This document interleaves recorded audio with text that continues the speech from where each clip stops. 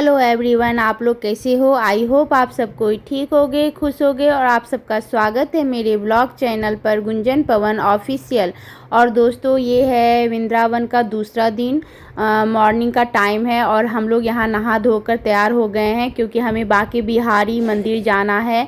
तो बांके बिहारी महाराज के मंदिर, तो फिर उसके लिए हम लोग यहाँ तैयार हो गए हैं। और यहाँ से इस रूम से भी हमें चेकआउट करना है क्योंकि हमें दूसरा रूम लेना है। यहाँ एक वॉशरूम था इस रूम में, तो हमें थोड़ी प्रॉब्लम हो रही थी। हमें क्या, माँ को प्रॉब्लम हो रही थी क्योंकि वो दामाद के साथ थी, तो उन्हें थोड़ा बहुत लग रहा था कि नहीं। तो हम लोग सोचे कि चलो हम लोग 2 रूम वाला ले लेते हैं। इसी होटल में हमने 2 रूम वाला भी ले लिया है। पवन जी बात करके आ गए हैं, तो हम लोग अब शाम को लौटेंगे तो फिर हम लोग उस 2 रूम वाले में जाएंगे, यानी एक एक रूम का रहेगा अलग अलग। और यहाँ पीहू सारे बेड पे जंप कर रही है क्योंकि इसे अच्छा लगता है। जब हम लोग चेकआउट करते हैं किसी भी होटल से, तो ये जंप करके उसका सारा गंदा करती है।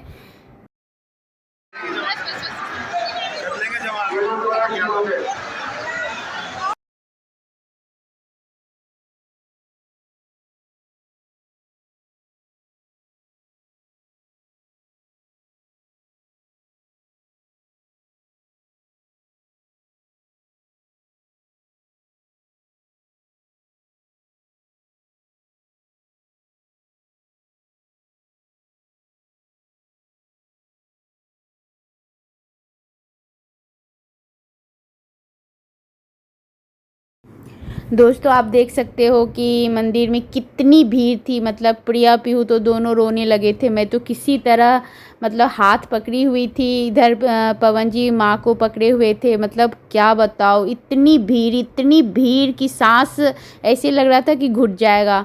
लेकिन चलो, बांके बिहारी की कृपा से हम लोग अच्छे से दर्शन करके वापस आ गए। तो हम लोग इसी बात पर बोलेंगे, बांके बिहारी लाल की जय।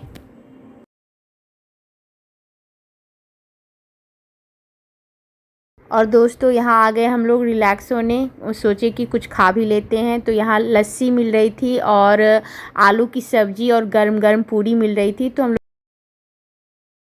दोस्तों, यहाँ से खाना खाने के बाद हम लोग निधिवन जाएंगे क्योंकि ये निधिवन रास्ते में ही पड़ता है। तो अब हम लोग निधिवन जाएंगे। निधिवन वृंदावन में ही आता है और ये बहुत ज़्यादा फेमस जगह है। और ऐसा माना जाता है कि इस जंगल में भगवान कृष्ण अपने सांसारिक जीवन के दौरान गोपियों के साथ दिव्य लीलाएं करते थे। निधिवन में तुलसी के बड़े बड़े पेड़ हैं जो आमतौर पर कहीं नहीं मिलते।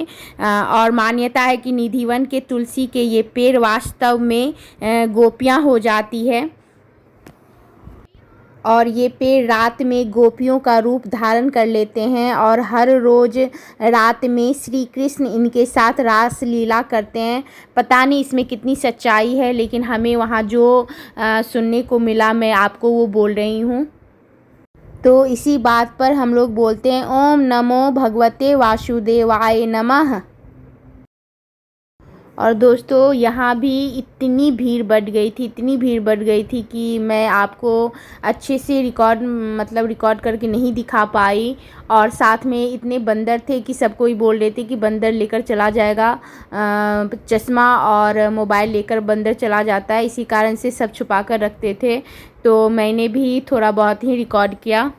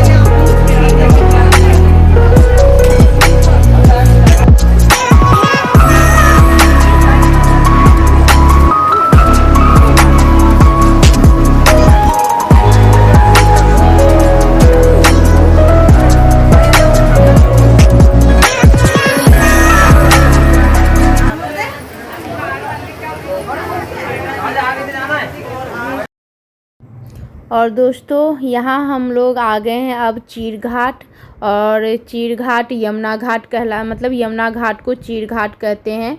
और बहुत सारे घाट हैं यमुना घाट के, तो वो अलग अलग नामों से प्रसिद्ध हैं। तो हम लोग यहाँ आए हुए हैं चीर घाट, और यहाँ हम लोग नाव की सवारी करेंगे। और दोस्तों मैं आपकी जानकारी के लिए बता दूं कि पर पर्सन यहाँ 100 लग रहे थे नाव की सवारी के लिए। और जैसे कि हम लोग 5 बंदे थे, जैसे हम लोग 5 मिलाकर सब थे, तो यहाँ 500 रुपये लगे थे, सबका 100 रुपये था।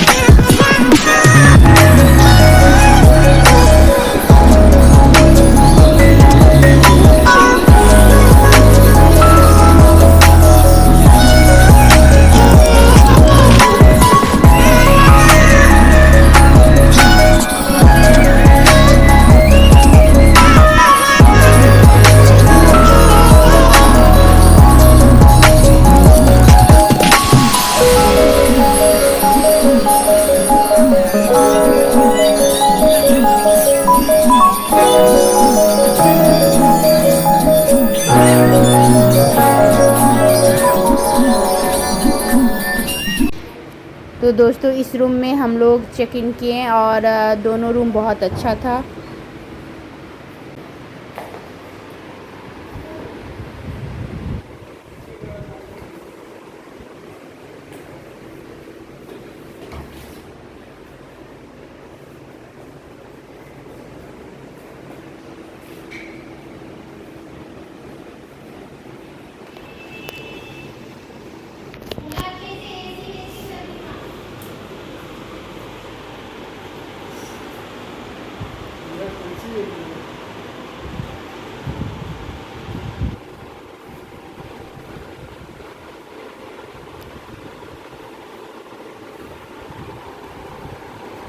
ये हमारा वॉशरूम, हमारा प्यारा सा छोटा सा बेड,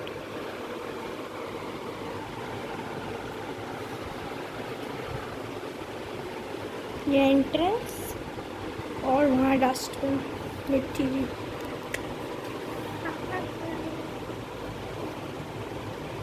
चलो चलते हैं, बाय।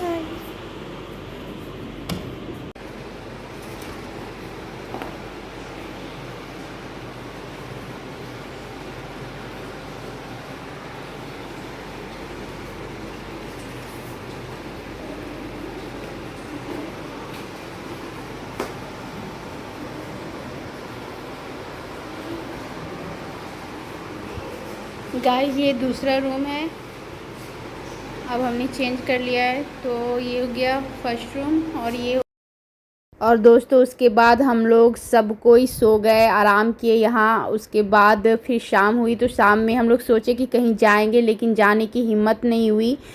तो फिर उसके बाद हम लोग निकल गए खाना खाने के लिए।